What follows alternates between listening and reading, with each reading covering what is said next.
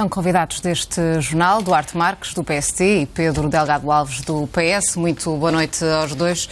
Comecemos por falar deste primeiro ano de Marcelo Rebelo de Sousa como Presidente da República. Duarte, na avaliação que o próprio fez deste último ano, diz que estava a cumprir o mandato como deve ser. Concorda? Boa noite. Concordo em parte. O Presidente da República está a ser igual a ele próprio. Nós temos aqui, talvez até com o Pedro, um debate sobre o que seria o candidato Marcelo Rebelo de Sousa e como seria como Presidente da República. Isso há coisa que é indiscutível, é que o Presidente Marcelo está a ter um mandato igual àquele que é a sua posição, a sua postura ao longo da vida. E, portanto, desse ponto de vista, não surpreende. Claro que há coisas que nós discordamos, que eu discordo, há outras que concordo, mas tem sido um mandato que tem aproximado os portugueses do Presidente da República e da instituição Presidente da República e tem procurado para demonstrar uma parte positiva do país. Veremos se no futuro, se tiver que ter posições mais difíceis, terá a mesma força e a mesma legitimidade e, sobretudo, a mesma coragem. Mas penso que é um mandato claramente positivo e Portugal tem tido bons Presidentes da República e este será com certeza mais um deles e a sua popularidade e impacto junto da população é notório e é sempre positivo ver um Presidente da República que puxa Portugal para cima e isso tem acontecido. Claro que nem sempre estamos de acordo, há alguns exageros normais, mas pronto, é um mandato que até agora não surpreende ninguém. Mas como militante do PSD, e a verdade é que já ouvimos algumas críticas bastante duras à forma como Marcelo Rebelo de Sousa tem levado o seu mandato, não consegue rever-se nessas críticas. Não ficou decepcionado com Marcelo Rebelo de Sousa, Presidente da República? Nós não devemos ficar decepcionados quando há uma coisa com a qual não concordamos. Na generalidade das posições do Presidente, nós temos estado a observar e a verificar aquilo que tem sido um mandato positivo, de proximidade com os portugueses. Esperemos que o Presidente também tenha feito a sua magistratura de influência discretamente. Pensamos que há momentos mais felizes e outros menos felizes, mas o salto que fazemos, o balanço que fazemos é claramente positivo. É um Presidente da República que foi eleito pela maioria dos portugueses, com o apoio do PSD declarado. O PSD foi, nesse caso, o grande vitorioso, além do Presidente e do país daquela eleição, e é óbvio que não temos de estar sempre de acordo com as posições do Presidente. O Presidente é o Presidente de todos os portugueses e não está lá para agradar nem ao seu partido, nem aos da oposição. E temos mais 4 anos de mandato pela frente e o Presidente terá que tomar posições mais fáceis, mais difíceis, e cá estaremos para acompanhar e respeitar os poderes do Presidente. Pedro, parece-lhe que a atual popularidade de Marcelo Rebelo de Sousa e a forma como se tem relacionado com este governo tem, de certa forma, ajudado à estabilidade da atual solução governativa? Boa noite. Eu acho que é inegável que o Presidente da República, na forma como assumiu as funções e como reconheceu a legitimidade da solução governativa, no fundo está a desempenhar o papel que compete a um Presidente da República, enquanto moderador do sistema, enquanto árbitro imparcial do sistema, distanciado, que dá o seu contributo e utiliza os poderes presidenciais sempre que os entende necessários e fala com distanciamento e com a imparcialidade que esperamos do Presidente da República. Até curiosamente, fala-se muito e, enfim, eventualmente cria o tal desconforto que às vezes encontramos em alguns setores do PSD ou do CDS em relação ao Presidente da República, em alguns setores, mas eu acho que é natural toda a gente encontrar zonas de desconforto, porque, obviamente, entre os 10 milhões de portugueses não concordaremos todos em tudo e, portanto, é natural que haja zonas de desencontro. Mas, por exemplo, um fator que, eventualmente, é bem demonstrativo de que esta ideia de que o Presidente está alinhado a 100% com o Governo não se traduz na realidade e que ele, de facto, faz uma análise caso a caso daquilo que lhe aparece pela frente. É, por exemplo, a sua atuação em sede de promulgação e veto. Se olharmos para o primeiro ano do mandato presidencial do Presidente anterior, Cavaco Silva, não houve um único veto, quer a lei da Assembleia da República, quer a diplomas do Governo. Já no decurso deste primeiro ano de mandato do Presidente da República, por 2 vezes vetou diplomas da Assembleia da República e até vetou um diploma do Governo, algo que praticamente só aconteceu no final do primeiro mandato do Presidente da República anterior, revelando que, em alguns aspectos, e sempre que se sente a necessidade de exercer os poderes presidenciais, aqui neste caso, perante 2 matérias sobre as quais a atual maioria estava em desacordo com o Presidente, depois obviamente fez também alterações para tentar delegar uma solução de compromisso que viabilizasse a promulgação, foi uma matéria relativa aos transportes públicos coletivos no Porto, foi outra matéria relativa à maternidade de substituição, mas em ambos os casos vimos o Presidente a exercer plenamente os seus poderes constitucionais e a funcionar depois em tudo o mais, também como um regular garante das instituições, regular garante do funcionamento democrático e, para além disso, as questões também positivas, que eu acho que é também bom de realçar. Enfim, sou insuspeito para dizer isto, enfim, fui diretor de campanha do professor Sampaio da Nova, apesar da relação académica. Mais convencido. Porque a questão não é essa, ainda para baixo, fui assistente do Presidente da República na faculdade e, portanto, a questão não se coloca nesse patamar, coloca-se num patamar ideológico e, portanto, o candidato que eu entendia apoiar e que apoiei tinha um perfil ideológico diferente, no qual eu me revia de outra forma, mas isso não significa que não possamos fazer, como aliás o próprio professor Sampaio da Nova o fez, reconhecer a proximidade que o Presidente da República e a empatia que gera com as pessoas, o caráter de otimismo que, juntando ao otimismo do Primeiro-Ministro, também é positivo e também é um fator relevante para estabilizar as instituições e para dar também alento aos portugueses no momento em que saem de uma situação de maior dificuldade. E, portanto, tudo isso deve ser reconhecido como particularmente positivo e, de facto, há uma reaproximação da Presidência da República às pessoas, mas isto também não significa que o Presidente seja isento de críticas, às vezes também levava longe demais ou leva longe demais o seu empenho e a sua intervenção. Um caso em particular, por exemplo, o episódio da cornucópia, por exemplo, foi um exemplo em que ali essa atividade, essa proatividade, de facto, em alguns contextos, pode estar ali a beliscar a linha de fronteira da intervenção e das zonas próprias de competência do Governo, ou até mesmo corresponder a uma reação imediata para tentar salvaguardar o teatro, mas depois vai-se a ver e os pressupostos não eram exatamente aqueles, mas cá está. Falamos de um episódio, ou de meia dúzia de episódios ao longo de um ano, que foi, globalmente e sem qualquer dúvida, positivo. Ainda sobre este assunto, Duarte, parece-lhe que a popularidade atual de Marcelo Rebelo de Sousa tem ajudado, de certa forma, à impopularidade de Pedro Passos Coelho? Não acredito. Eu acho que são questões completamente diferentes. Eu acho que há uma coisa que é verdade. A intervenção, a visibilidade deste Presidente da República tem permitido à imprensa e à comunicação social ter o espaço todo ocupado e quase não há espaço para outros intervenientes ou para os problemas do país aparecerem na praça pública. Mas não tem nada a ver. O Presidente do PSD tem um percurso muito coerente. O Presidente do PSD tem uma linha de conduta da qual não abdica.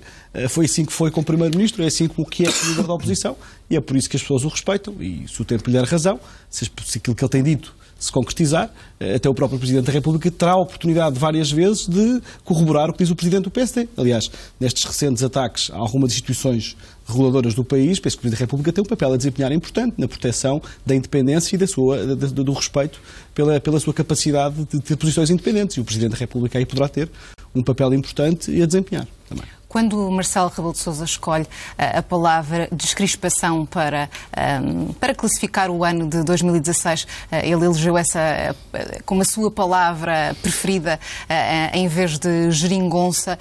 Parece-lhe que contribuiu, de certa forma, para essa descrispação do momento que se vive e que se viveu neste último ano em torno da vida política portuguesa? Eu não sei se foi o Presidente que contribuiu para isso. Tenho a certeza que o facto dos anos anteriores a crispação ter sido provocada por forças de bloqueio, pelos partidos da oposição, que não em nada ajudaram o governo do PSD-CDS a resolver os problemas que eles próprios criaram e que levaram o país à bancarrota e, portanto, os partidos da oposição estiveram em crispação permanente contra o anterior governo.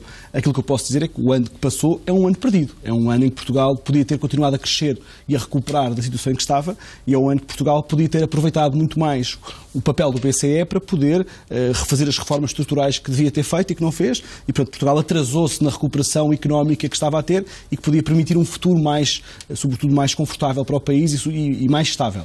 Não foi isso que aconteceu. E, portanto, a questão da crispação, o Presidente pode ter contribuído, mas o que de facto contribuiu foi o facto dos partidos de protesto estarem agora no Governo e, portanto, o protesto que poderiam fazer não o fazem porque são parte da solução governativa e deixámos de ter o PCP e o Bloco de Esquerda ou o Partido Socialista a tentar boicotar um conjunto de reformas que o país fez e que, apesar do boicote e da tentativa de contrariar da esquerda, foram feitas. E, portanto, a crispação deveu-se muito a isso. É impossível reformar um país num sistema democrático como o nosso, em bancarrota, sem ter crispação, sem ter a oposição. E faz parte. A oposição faz parte do país e faz parte das soluções democráticas que nós temos, e ainda bem que assim é. Somos um país democrático em que a oposição não concorda e diz que não concorda, e foi 4 anos muito difíceis assim. Ou não com esta ideia de que o Presidente da República contribuiu para a descrispação? Eu acho que contribui, é um dos atores que contribuiu significativamente, mas eu acho que as raízes da crispação anterior não se encontram propriamente nestes pontos que o Duarte referiu agora.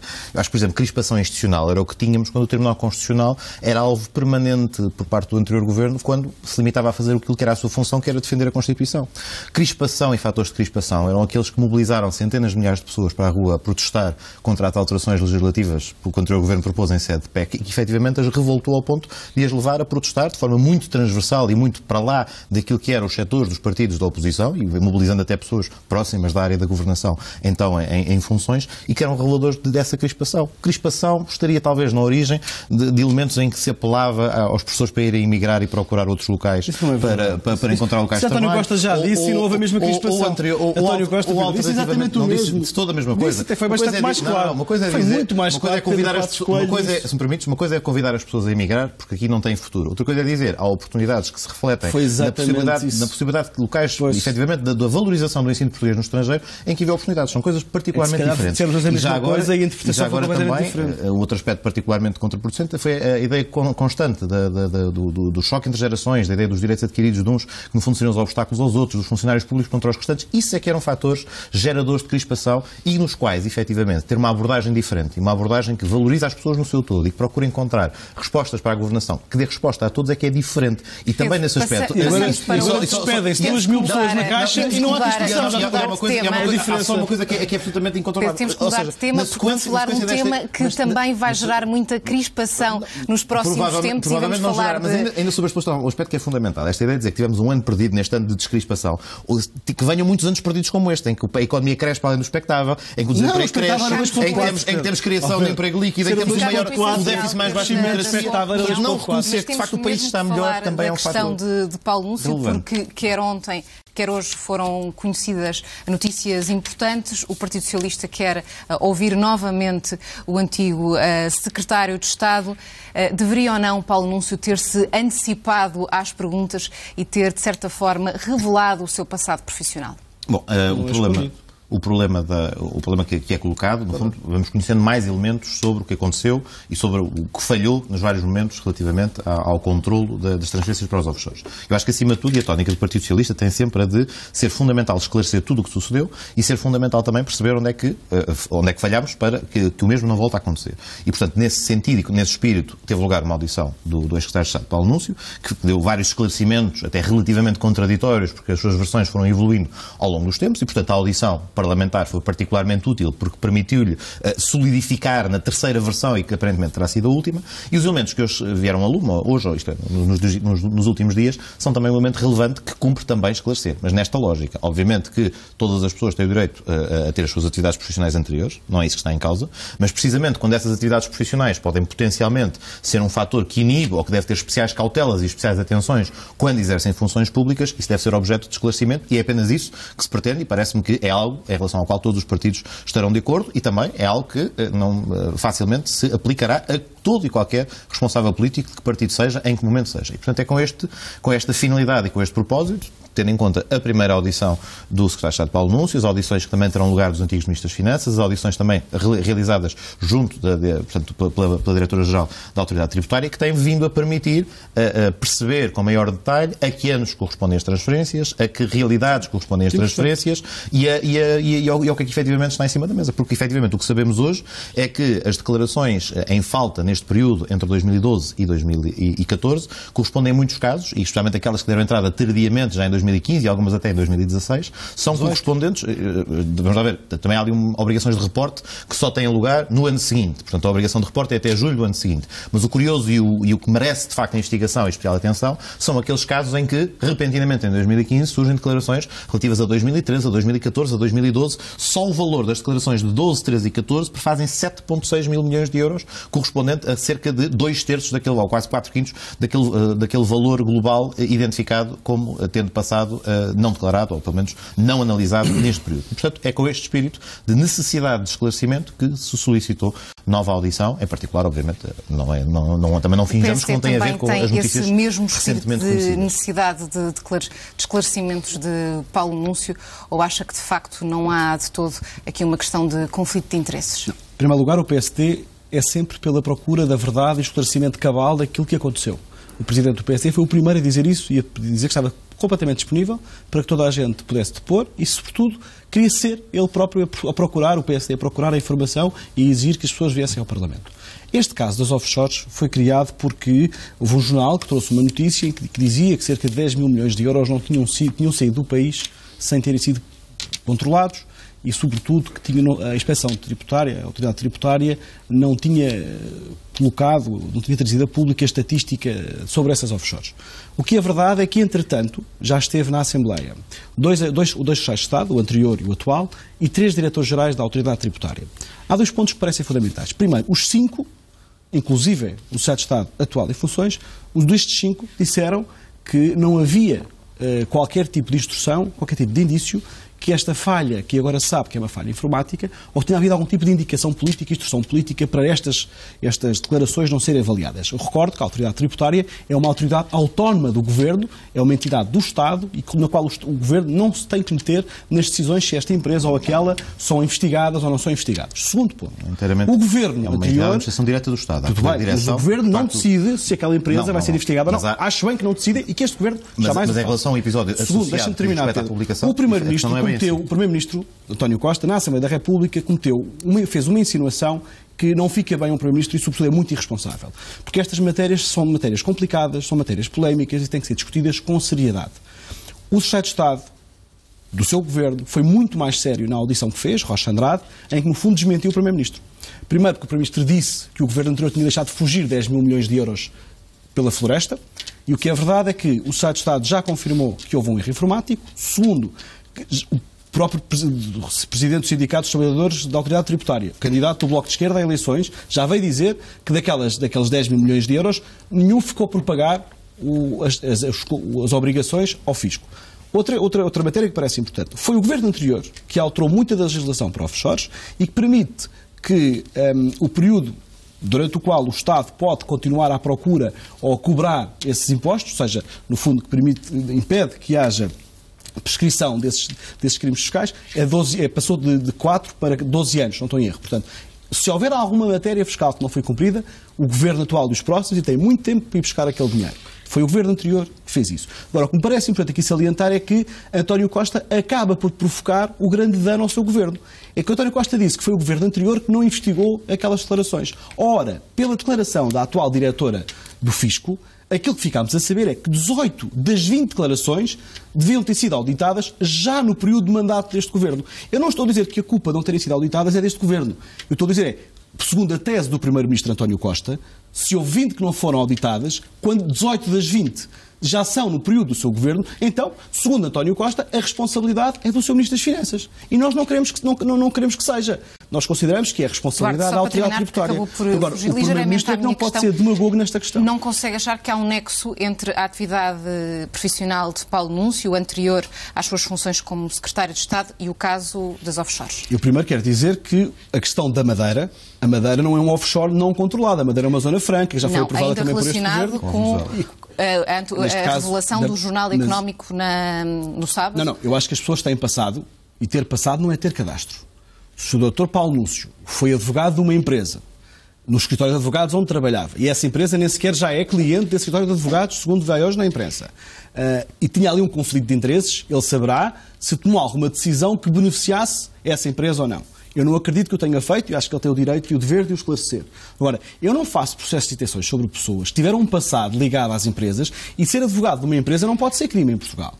E, sobretudo, quando estamos a falar de offshores, no caso da Madeira, e hoje vem nas notícias que o advogado Paulo Núncio colaborou na criação de diversas empresas, entidades na Madeira neste regime. Esse regime é um regime legal em Portugal. É um regime que o Governo atual não contesta. E, portanto, eu não posso criar aqui um ónus sobre uma pessoa só porque essa pessoa tem um passado, e um passado não é um cadastro. Agora, penso que pode esclarecer, penso que é importante dizer se isso tem alguma coisa a ver com a sua atividade, e vamos saber o que vai dizer. Sem tempo, mas eu acho que ficou clara a vossa... Há uma decisão importante no que diz respeito às transferências para os offshores, porque estes valores que deram entrada relativamente a 2015 correspondem todos a um período anterior, entre 2011 e 2014, são declarações atrasadas, em que efetivamente a situação... Achas que o Estado sabia quais é que eram as empresas que estavam naquela declaração? Mas a questão é a seguinte, convém saber que estas declarações estavam no Banco de Portugal. Mas é fundamental contextualizar aquilo que é, e há um aspecto que esse, sim, é incontornavelmente um aspecto de decisão político, que tem a ver com a publicitação das transferências e tem a ver com o facto que assenta efetivamente na ausência de uma decisão política do Secretário de Estado Paulo Núncio e que, entre outras coisas, obviamente não é numa nuvem que isto se coloca, mas que, entre outras coisas, criou um contexto de menor controle e de menor publicitação das transferências, que assim é gerador também de um clima gerador assim, precisamente de algo que permitiu a muitas dessas entidades... Uma coisa é a publicitação, temos mesmo que terminar. São duas coisas diferentes, sem dúvida. Uma coisa é a publicitação das estatísticas sobre transferências de offshores. Outra coisa são declarações sobre transferências para offshores, que estão no Banco de Portugal. que gera o sentimento de impunidade e de impossibilidade de fazer as transferências foi decidido é o por Paulo contexto Múcio foi a não assim publicitação criado. da estatística. Não tem nada a ver com a investigação. diretamente. E Não mesmo que tivesse uma transferência para o offshore, não tem que ser uma transferência legal. Isso é muito importante. O nosso tempo chegou mesmo ao fim. Muito obrigada por terem estado neste Jornal de Domingo.